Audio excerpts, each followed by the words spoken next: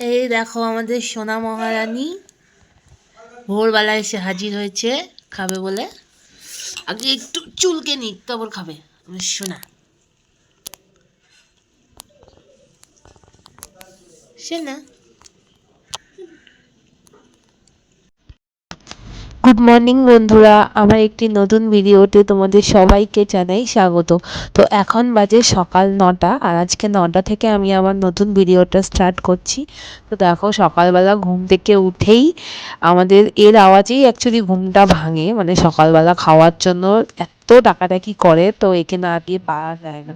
আর যখনই সোনাকে খেতে দেখে এই বিড়ালটিও ঠিক আমাদের দরজার সামনে এসে এমন করে উকিঝুঁকি করে।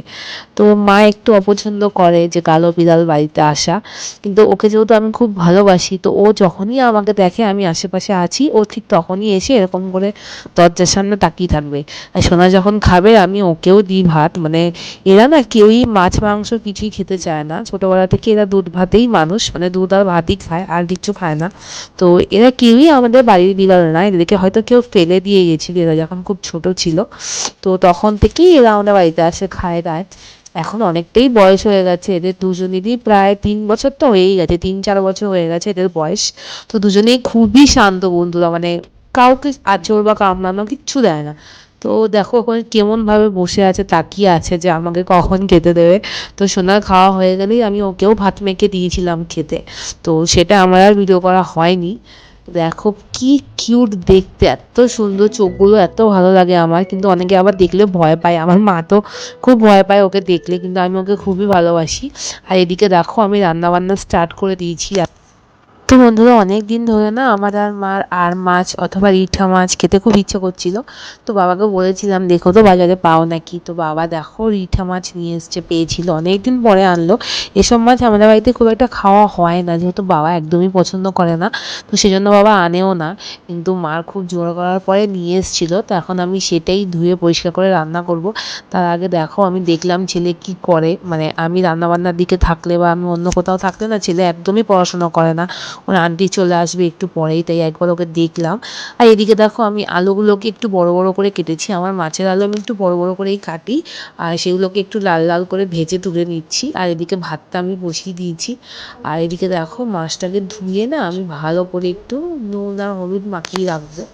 তো ওই মাছটা মা বলে খুব ফাটে, ওই জন্যই আমি মানে খুব ঢাকা দিয়ে দিয়ে সাবধানে মানে এটাকে ফ্রাই করবো। দেখো আমি মাছগুলোতে নুন হলুদ মাখিয়ে দিয়েছি, এবার গরম বসিয়ে তেলটাও গরম বসিয়ে দিয়েছি, তেল গরম হয়ে গেলে এবার মাছগুলো আমি ফ্রাই করে নেবো। ভাতও প্রায় হয়ে এসেছে, ভাত প্রায় হয়ে এসেছে। এই দেখো ঠিক এই কারণের জন্যেই মা ওকে ভয় পায়। এরকম ধরো কখনো কাজ করছে, সন্ধ্যাবেলায় হোক বা রাত্রে হোক, যখনই হোক না, ধরো আমরা কাজ করছি আর এরকম না দরজার একটুখানি ফাঁকা করে, দরজার ফাঁকা দিয়ে ঠিক এমন করে তাকিয়ে থাকে আমাদের দিকে। এবার ধরো কখনো ধরো কাজ করতে করতে অন্য মানুষকে হয়ে গেলাম, তখন দেখে যে কেউ ভয় পেয়ে যাবে। তো মা এই জন্যই ওকে খুবই ভয় পায়। আর আমার তো দেখে হাসি পায় যে আমি রান্না করছি, দেখছি কে চোখ দুটো দেখা যাচ্ছে, তারপর দেখি কালী বসে আছে। আর এদিকে দেখো কালকে সরস্বতী পুজো, তো তার জন্য খিচুড়ি রান্না হবে। আর খিচুড়ির জন্য এখানে কাঠ ফাট সব জোগাড় করা হয়ে গেছে। আর এই দেখো এটা হচ্ছে পরের দিনের ভিডিও বন্ধুরা, আমার সেদিন আর ভিডিও করা হয়নি। তো পরের দিন দেখো আমাদের এখানে ঠাকুরও নিয়ে চলে এসছে, কি সুন্দর প্যান্ডেলটা হয়েছে বলো, খুবই সুন্দর।